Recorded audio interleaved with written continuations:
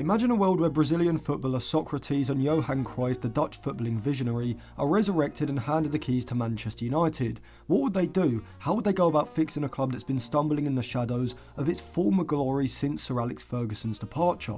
Now, this is just a whimsical thought experiment. It's a question that cuts to the heart of what makes football and leadership so fascinating. See, Socrates and Cruyff weren't just footballers, they were intellectual revolutionaries in many ways. They thought differently, acted boldly, and left indelible marks on the game. But before we dive into their hypothetical takeover of Manchester United, with one or both of them taking over as a kind of director of football, let's lay out 5 key questions that we'll be answering in this video. Number 1, why are Socrates and Cruyff so highly regarded in football history as intellectuals?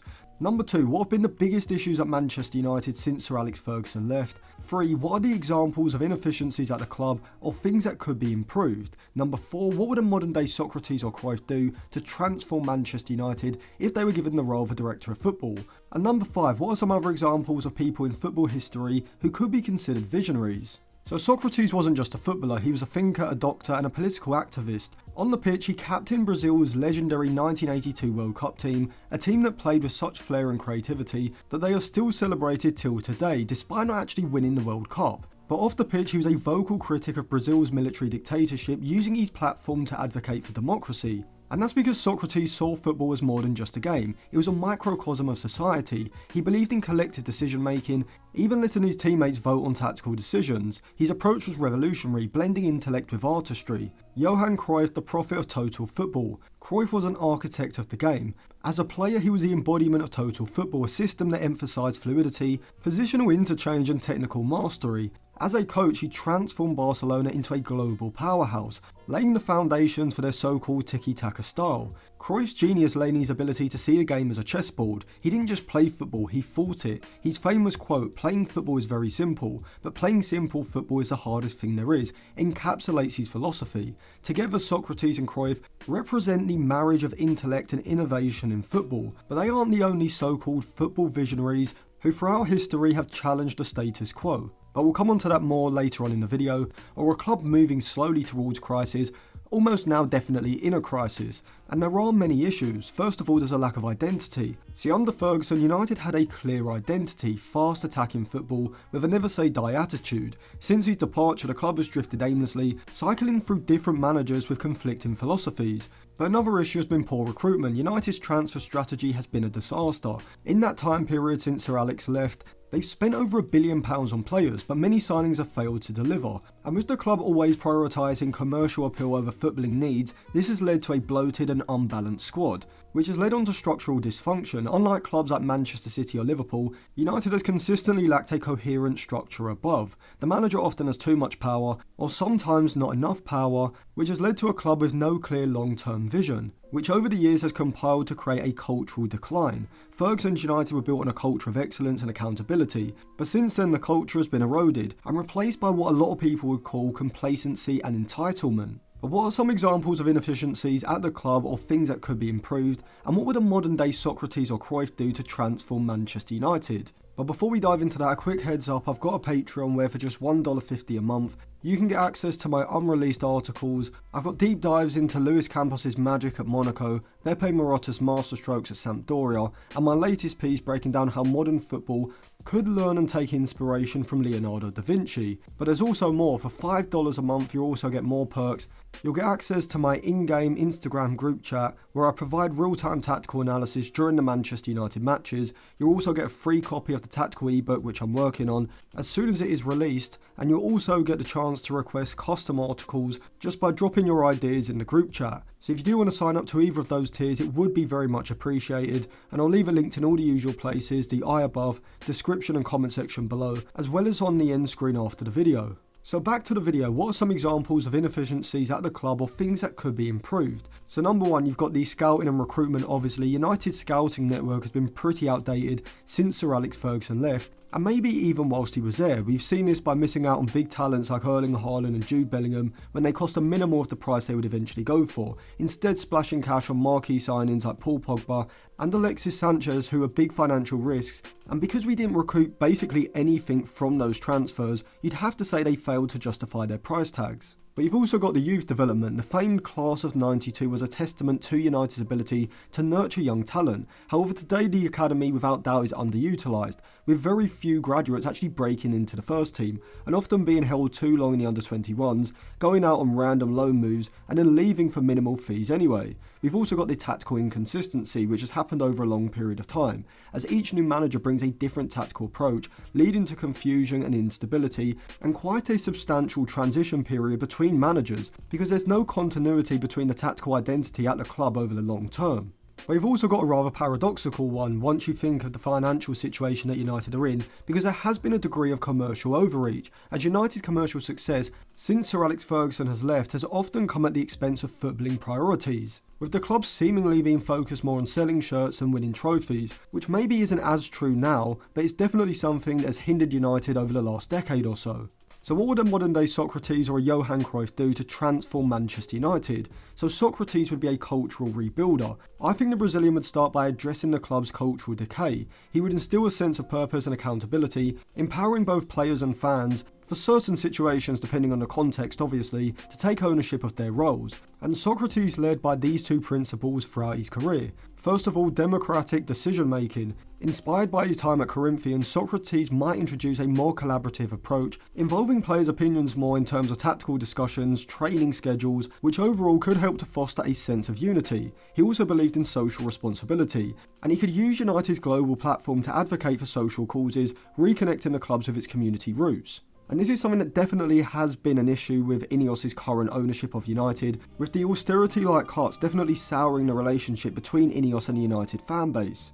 And this is going to be incredibly important over the next few seasons as United are looking to rebuild Old Trafford. Now I should say, I definitely don't think adopting a sole, fully democratic running of the club is the right answer, although I definitely think some aspects of Socrates' philosophy could be embraced. See, in general, I think football clubs, particularly the so-called super clubs like Manchester United are, in the modern era have to be run like multinational corporations, and the primary decision makers should be few but highly competent, with confidence in their long-term vision for the club. And this is where the role of a presidential figure like a Florentino Perez has its benefits over the structure that United currently have, where the decision making is a lot more thinly spread, amongst a multitude of people from Omar Barada, Jason Wilcox, to Sir Jim Ratcliffe himself. But at United currently, it feels like there's too many cooks in the kitchen, and the Ineos vision has become blurred, with the key decision makers not on the same wavelength or following one set philosophy and strategy for running the club. And in theory, that's what you would have imagined Dan Ashworth was coming in to provide in the summer. But his influence was definitely watered down, as it seems like he left the club after disagreeing with the appointment of Ruben Amorim, which you could argue was right or wrong, but Dan Ashworth was the sporting director, which in simple terms is kind of like a director of football. But surely the sporting director is the one that has the most influence over who the next manager or head coach is. Dan Ashworth seemed to have a role, with the title being rather misleading to his actual influence and power over decision making. However, this is where the democratic ideas of Socrates could improve United's club functioning, not because the fan base would be voting on important decisions like who the manager or director of football is, but instead they could vote for a president, who, like a political candidate running for office, is running off of his philosophy and principles, being a representative that the fan base wants running the club. You could have elections, say every 7 years for example, with people setting up their own campaigns, before the paying members, let's say the season ticket holders for example, get to vote out of maybe 4 or 5 top candidates for who is going to run the club as essentially a president for the next 7 years. Now the reason I do say about 7 years is because you want a president in for a fairly long period so that they aren't as incentivised to prioritise the short term over the longer term. Now don't quote me on this because obviously some of my suggestions are a bit harder to navigate in practice, but you'd essentially have a few candidates running for president who would have a director of football in mind for who they want to appoint if they do win, who will then oversee the overall running of the football department from the head coach, the youth coaches, the head of recruitment, scouting department, etc, etc. Now someone who's currently at United who I actually think would make a good president would be Jean-Claude Blanc, and I'm planning to do a whole separate video on his role at the club, going through his past and explaining why I rate him so highly, so make sure you subscribe to the channel and click the bell so you don't miss out on that. But in a dream world for me, Jean-Claude Blanc would be the president with Luis Campos underneath him as the director of football. Now of course someone like Omar Barada, Jason Wilcox, or someone who currently isn't in the board structure like maybe a former player, or someone with connections to the club, could also run against Jean-Claude Blanc for that presidential position, from where they would then set out their own visions to the fan base with a director of football in mind, someone like Beppe Marotta, Ralph Rangnick, Paul Mitchell, whoever their chosen director of football is, coming in underneath them to run the football side of things. Now, of course, even though this is very rare, in an ideal world the president would be someone with a high level of intellect both on and off the pitch, someone who understands where the game is evolving from a tactical and individual player point of view. And this is why I think someone like Johan Cruyff would have been perfect for this role. But if a modern day version of Johan Cruyff came into Manchester United as the president, or even as a director of football, what would he change? Well, Cruyff would overhaul United's playing style and structure, with the playing style being a more evolved and modern day adapted version of Total Football 2.0. He would implement a modern version of this way of playing, emphasising positional play, high pressing and technical excellence. Cruyff would also prioritise youth development, creating a pipeline of talent from the academy to the first team. And if he did come in as a president, he would establish a clear hierarchy with a director of football overseeing the long-term strategy, creating one of those European-style setups that we see at like Ajax or Bayern Munich to allow the head coach to focus on coaching, which is kind of similar to what United already have, but it would be a more efficient version closer to what we see with the European models, where it's not just like 6 guys in a room waffling about the next decision as it seems to be at United currently. Now, if I personally was in this presidential role, one of Luis Campos or Beppe Marotta would be my director of football. I'll do a separate video comparing the two in depth, but in short, both have impressed me with how they've been able to transform struggling sides into title winners within a short period of time just through a shrewd managerial appointment and a conservative but well thought out transfer strategy. If you do want to see what Campos did at Monaco or what Marotta did at Sampdoria, you can go over to my Patreon and get a 7-day free trial to read those articles. I'll also be uploading articles on Campos at Lille and PSG, as well as Marotta at Juventus and Inter Milan. But for the sake of the video, let's go with Luis Campos as my director of football, and he would be the main man, above even the head coach Amorim. And so he would be the one collaborating with the head coach in order to find the best players for the given roles in his system. As president, I would also allow Campos to oversee the youth recruitment, allowing him to appoint whoever he saw fit for this role. And the reason I think youth recruitment needs to be distinctly separate from the first team recruitment is because I think we need to be bringing in as many talented players between the ages of 16 and 20, preferably between 16 and 18, so that we can set up a multi-club network or build relationships with other clubs in foreign leagues to then send these players out on loan, develop them with a clear and patient plan over 2 to 4 years,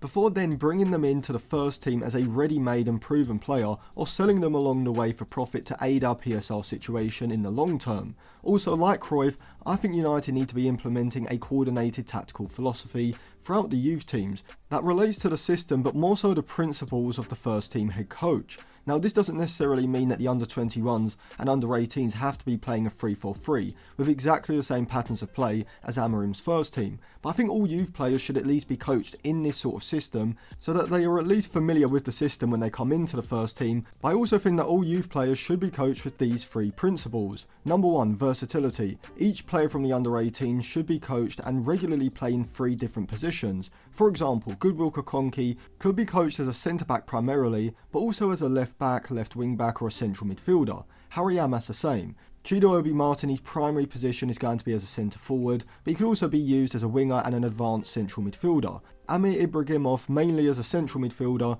but also as an advanced midfielder and a centre-forward. And the reason for this isn't that I think Chido Obi-Martin or Kokonki could develop into central midfielders in the first team, but by being coached and playing in these different positions from time to time, for the under-18s, when the pressure is off and the stakes are low, they are going to develop certain abilities that they otherwise wouldn't if they were only playing as a centre-forward or as a centre-back. Chido Obi-Martin being coached but also dropping in to play as a central midfielder on occasion may help him develop his technical ability in congested areas, whilst also giving him greater awareness of where a central midfielder needs a centre forward ahead to move into in order for them to play a pass or open up space for them to run into themselves, which in turn is going to give him a better understanding of how his movement as a centre forward helps the central midfielders behind him. And so it's not just about developing certain technical abilities, but also giving the players a better understanding of how the entire system operates. The second thing that I think players need to be coached in is physicality, aerial ability and athleticism. I think in the under-18s and under-21s, United need to be developing players with overall physicality, aerial ability and athleticism. Because if you can improve each player just by 10% in each of those areas, the cumulative gain is going to be huge, and it's going to make a massive difference when they come into the first team. The game, particularly in the Premier League, is becoming more and more dependent on these three attributes, from centre-backs with pace to enable them to squeeze up the pitch, central midfielders with the athleticism to cover ground efficiently, either in the press or when trying to win loose balls, and midfielders and forwards inside of the box when it comes to being able to dominate and win aerial duels against defenders, as well as from set pieces in general. And if you can start young, then these players will have a few years of being able to develop these attributes, making them far better suited to Premier League football when they actually get to the first team, which is going to make them significantly better in these areas than if you just wait till they're playing senior football to try to develop these attributes. But the third one is mentality. Mentality is hugely important for young players, and there needs to be a culture at United of the training that you are required to do isn't enough on its own. Players need to know that if they are going to make it, they need to be improving in their own time. And for me, this should be pretty easy, even with first team players. Like surely with Rasmus Højlund, United should have a dedicated individual training session with him where they're pinging balls into his feet when he's under pressure and he has to control the ball and lay it off. I mean, he's been at the club a year and a half and he's actually got worse in this area. Individualised training sessions alongside players with the right mentality is what's going to allow United to develop more elite level players. So in conclusion, Manchester United is a club in need of redemption. It needs leaders who can think differently, who can see beyond the short term and build something enduring. And a modern day Socrates or Cruyff would be the perfect duo to lead this transformation. Socrates would restore the club's soul, reconnecting it with its values and community, whilst Cruyff would rebuild its identity, creating a team that plays with flair and intelligence. And together they would make Manchester United more than just a football club, which is definitely where the modern game seems to be dragging not just Manchester United, but a lot of other clubs into. And so for me the question isn't whether United can be fixed, but whether someone has the courage to embrace this kind of radical thinking that both Cruyff and Socrates represent. So thank you for watching, let me know what you think in the comment section, and if you do want to sign up to my Patreon to read my articles, or get access to my in-game Instagram group chat, and the free ebook when it is released, I'll leave it linked on the end screen.